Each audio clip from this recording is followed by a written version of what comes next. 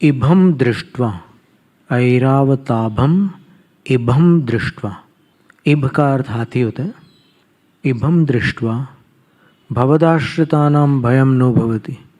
आपके आश्रितों को हाथी देख भय नहीं होता।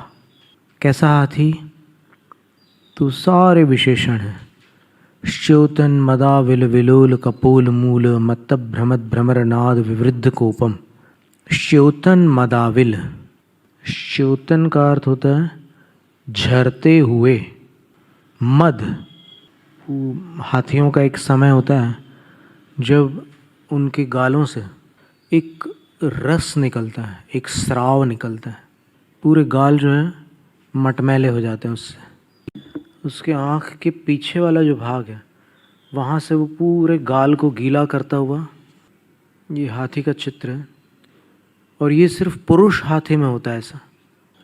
और जब हाथी के गंडस्थल से ये मद झरता है तब हाथी कुछ मतवाला हो जाता है, मस्ती में आता है। अब उसको मदमत्त हाथी कहते हैं। सारे हाथी मदमत्त हाथी नहीं होते, पर ये मदमत्त हाथी। तो आचार्य मानतुंग स्वामी जो वर्णन कर रहे हैं, श्योतन मदाविल, झरते हुए मद के कारण आविल, आविल का अर्थ है मटमैले। वो गाल जो है स्वच्छ नहीं है, उस पर वो मद जल व्याप्त है। और गाल कैसे हैं उसके? विलोल है।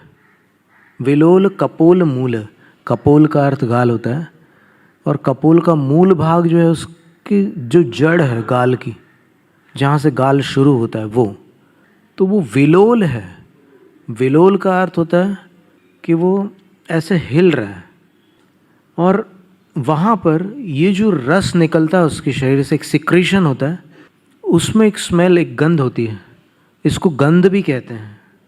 तो च्योतन, झरते हुए मद से आविल यानी मटमैले हैं। विलोल कपोल, हिलते डुलते गाल जिसके, और जिसके गाल के मूल भाग पर, जहाँ से गाल प्रारंभ हो रहा है वहाँ पर मत्त भ्रमद भ्रमर, उसकी गंध जैसी भ्रमरों को आती है ना, तो भ्रमरों को नशा चढ़ जाता है। तो मत्त भ्रमद भ्रमर, तो वो भ्रमर मतवाले होकर के वहाँ भ्रमत भ्रमर उसके आसपास भ्रमण करने लग जाते हैं, मंडराने लग जाते हैं। और भ्रमर जब मंडराते हैं तो एक गुंजार ध्वनि होती है जिसको भ्रमर नाद कहते हैं।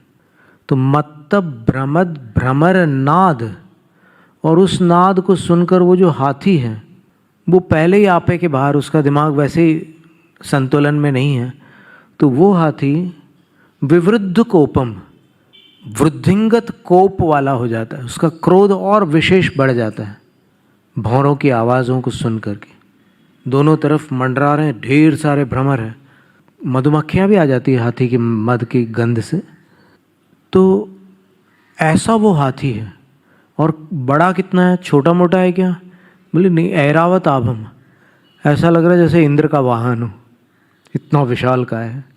ऐरावत जैसी आभा वाला, ऐरावत जैसा लगने वाला।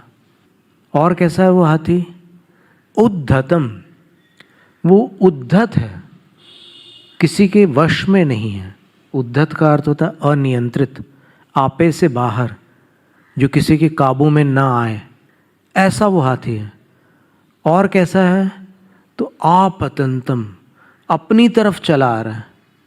तो आचार्य मानतुंग स्वामी कहते हैं कि भवद आश्रितानाम, वो अपनी तरफ आ रहा है, तो फिर जो आपके आश्रित हैं यानी आपके शरणागत हैं, उन शरणागतों को, जो अरहंत शरणम पवज्जामि वाले लोग हैं, उनको इतना भयानक हाथी है, उसको दृष्टवा, देखकर भयम नो भवति, भय नहीं होता।